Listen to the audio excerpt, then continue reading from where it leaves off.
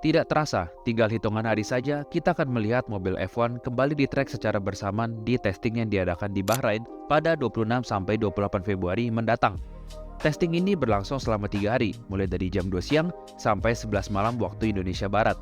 Perlu diingat, catatan waktu saat testing tidak merepresentasi apapun karena banyaknya variabel yang berpengaruh, mulai dari settingan mesin, settingan DRS atau baterai, lalu apakah pembalap push dengan keras atau tidak, dan faktor kondisi trek sangat berpengaruh, mulai dari cuaca, suhu di trek, dan waktu di trek, apakah siang atau malam hari saat waktu tersebut dicatatkan.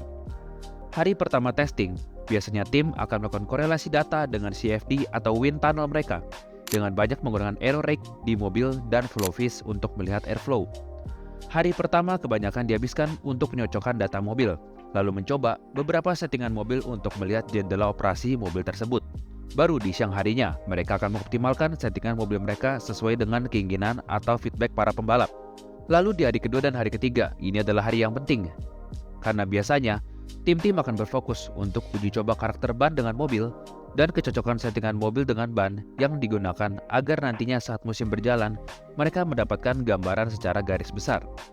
Lalu di hari kedua dan ketiga ini, tim akan berfokus di long run mereka untuk melihat degradasi ban, performa ban, dan lainnya.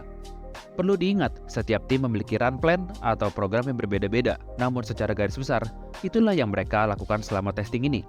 Jadi jangan kaget jika kita akan melihat banyak aero rake dan Flowfish sepanjang testing ini. Namun terlepas dari semua hal yang kami sebutkan, setidaknya kita dapat mempelajari atau memperhatikan 7 hal di testing kali ini. Yang pertama adalah karakter mobil di track. Jika kalian memiliki waktu luang dan data expert, maka menonton testing adalah hal yang ditunggu-tunggu. Jika kalian memperhatikannya, kalian dapat melihat karakter mobil setiap tim. Apakah understeer di tikungan lambat atau tidak? Lalu apakah mobil agresif saat traksi? Atau mobil yang sangat tajam di tikungan?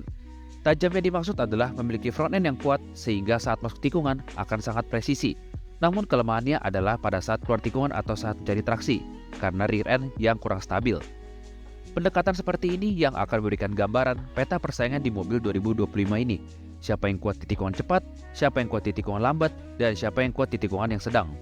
Berita yang beredar saat shakedown kemarin, SF25 lebih cocok ke Leclerc karena SF25 memiliki karakter yang mirip dengan F175 pada 2022 silam.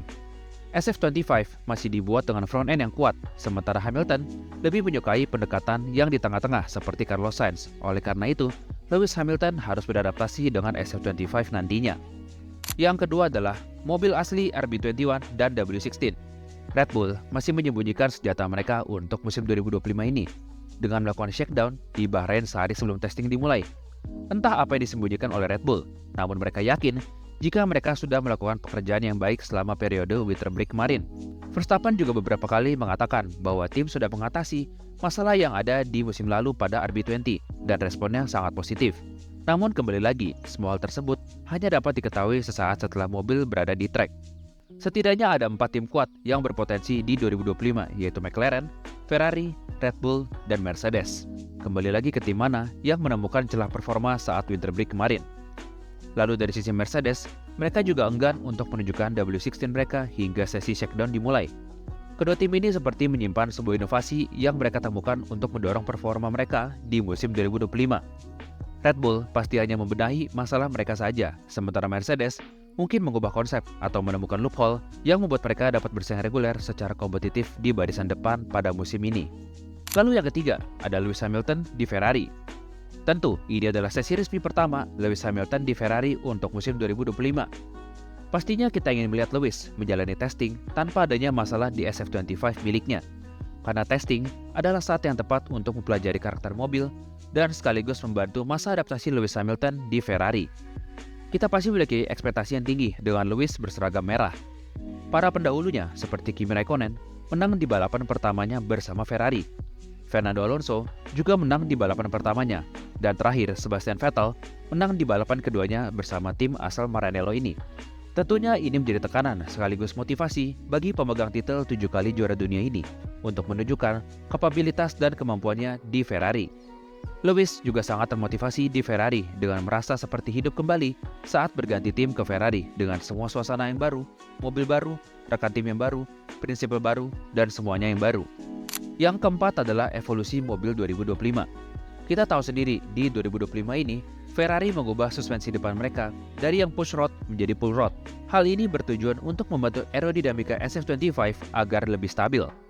Namun permasalahannya adalah agak sulit untuk menemukan settingan yang tepat di mobil ini. Perubahan ini dapat dikatakan adalah bentuk gamble karena memasuki musim terakhir di regulasi ini. Namun mereka mengikuti jejak McLaren dan Red Bull dengan menggunakan settingan suspensi pull rod. Lalu ada MCL39 yang memiliki elemen anti-dive yang lebih ekstrim dari MCL38. Hal ini dapat langsung kita lihat perbedaannya karena di Bahrain memiliki setidaknya 3 tikungan lambat. Testing ini juga akan memberikan gambaran peta persaingan untuk musim 2025 nantinya secara garis besar. Yang kelima adalah FlexiWing. Seperti yang sudah kami jelaskan di video sebelumnya, bahwa FlexiWing akan diperketat musim ini, mulai dari uji coba sayap belakang, dari yang bobot sebelumnya 10 Newton menjadi 30 Newton. Lalu mulai dari GP Spanyol, FIA akan melakukan uji coba kelenturan sayap depan bagi semua tim yang ada di grid.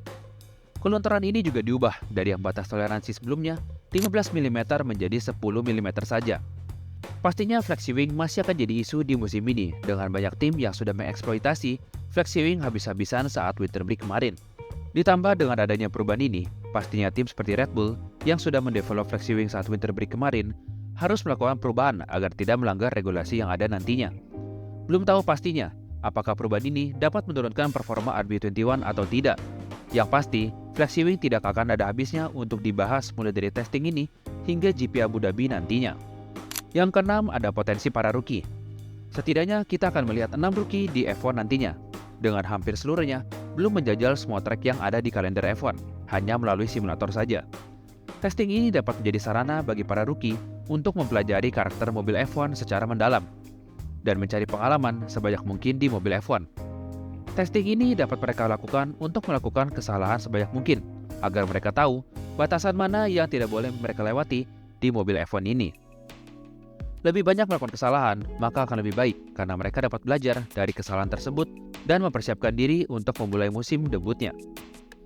Kesalahan yang dimaksud juga seperti lock up atau kesalahan yang masih membuat mobil tetap utuh, karena jika sampai mobilnya rusak dan tidak dapat melanjutkan sesi, maka waktu pembelajaran ini akan berkurang.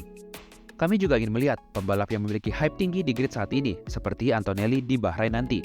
Kami masih penasaran dengan potensi yang dimiliki oleh Antonelli di Mercedes nantinya. Yang ketujuh atau yang terakhir, ada potensi Racing Bulls. Racing Bulls sudah mengadopsi suspensi dan sidepod RB20, dan mereka sudah berpindah basis ke HQ Red Bull.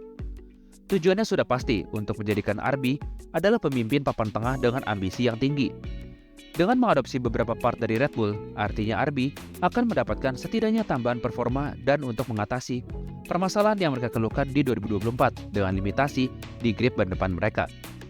Dengan menggunakan spare part dari RB20, diharapkan nantinya di VCARB 02 akan membantu mereka bersaing secara kompetitif di barisan papan tengah. Ditambah dengan hadirnya Carlos Sainz di Williams, maka akan memperketat persaingan di papan tengah, karena Williams dapat menjadi pengganggu di musim ini, atau bahkan Williams dapat melampaui mereka semua. Itulah beberapa hal yang dapat kalian perhatikan atau pantau selama testing ini.